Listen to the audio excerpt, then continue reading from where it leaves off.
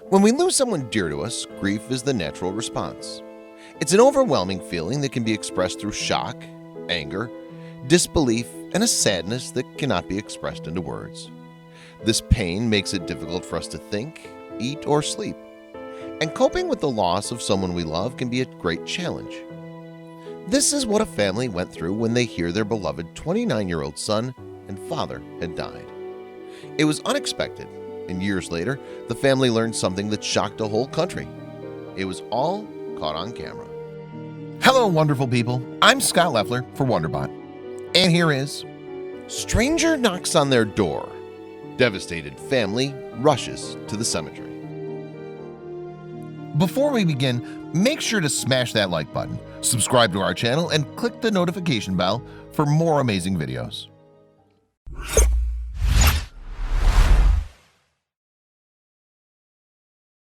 Losing someone we love can be devastating. Nothing hits you harder than this news, no matter how prepared you are for that moment. It's still unbearable. The same thing felt a family and the friends of a young man from the UK. The man was only 29 years old when he died, and it's obvious no one saw it coming. Healthy and active with no risk of developing any life-threatening illnesses, Wayne Edwards' departure was a shock for the whole community. The mystery surrounding his death was still lingering even after nearly 4 years. His family was still coping with the fact that he was no longer among them, and when that man came knocking on their door, the pain resurfaced. Originally from Markham, Wayne Edwards had been a footballer for nearly a decade. He was a midfielder at the local club Aberbargoed Buds. On July 13, 2016, he died, and everyone agreed that he died too soon. What happened? Nobody knew it, and probably neither Wayne. It may have started with feelings of loneliness or with denial in the face of anxiousness or depression. But on July 13th, the young man decided to let go of these thoughts. You can never know what people feel on the inside. Some are not comfortable sharing what's on their mind. Unfortunately for Wayne's loved ones, finding out what was happening to him was too late.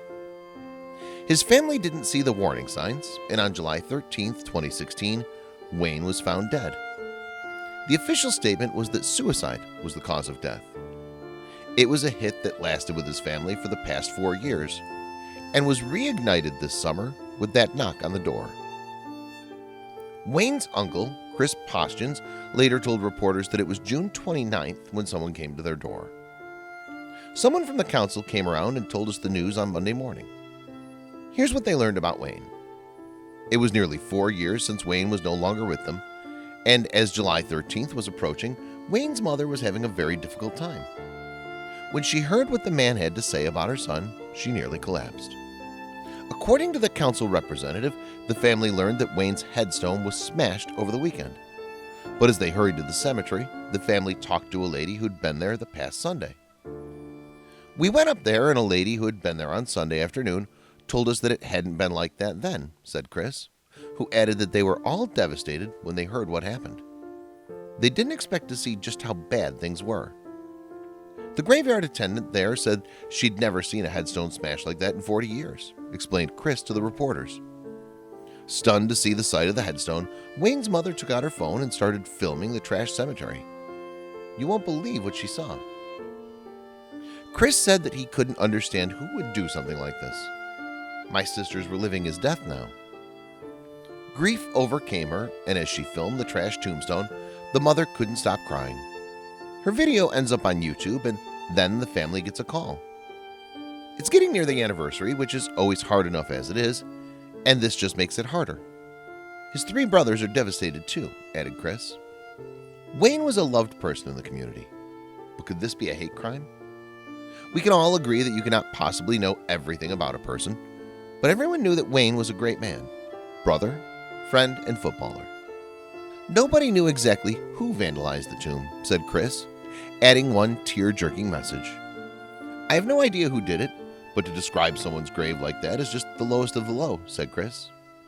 Gwent police stated that the damage may have been caused sometime between 11 p.m. on June 26th and 7 a.m. on June 29th, but they don't know who the vandal was. Then, as the Aberbargoed Buds Football Club posted this news about their former player, the family received overwhelming support from the community. Chris recalled how great of an athlete Wayne was. I coached him for a few years and he was a tough tackling midfielder. He was impressed when the local football club decided to help the family of their former player. Can you please help the family find the culprit or culprits who have done this? Wayne was one of our ex-players. Someone has taken a sledgehammer to Wayne's headstone. This has devastated the whole family. I cannot get my head around this, wrote the Aberbargoed Buds Football Club in a post that was shared nearly 1,000 times. Then this happens. That's awful. What a hurtful thing to do, answered someone at the Facebook post. While another one was appalled by this act. The world makes me so angry. Why on earth would anyone want to do this? I would be happy to donate to help, wrote someone on the football club's post. And many expressed their disgust when they heard that someone vandalized a grave. I'll happily donate for a replacement. Don't know the family, but this is truly heartbreaking, said someone else. Chris and the family were so overwhelmed with the response they saw in the football club's post. The response in the last few days showed me how much he was liked. He was a caring individual and an all-around nice guy. It shows that there's still wonderful people in the world. Someone even started a GoFundMe campaign. Craig Morgan Hill, a friend and colleague of Wayne, set up a GoFundMe campaign to raise £1,500.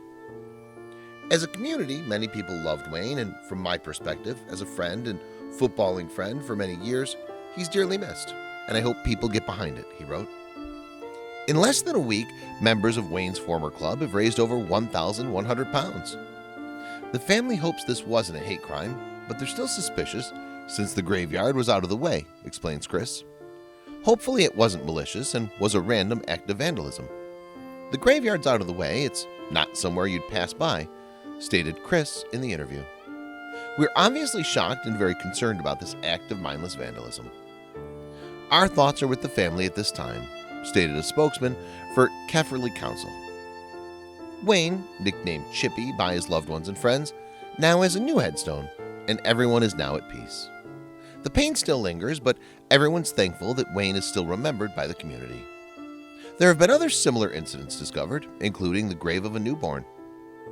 Her mother has placed toys and small decorations, and they'd been smashed and littered with beer bottles. It's immoral and shows a complete lack of respect for other people, said the mother who'd buried her 13-month-old baby girl. Unfortunately, in most cases, vandals are not caught, and these incidents only add to the pain families are feeling after their loss.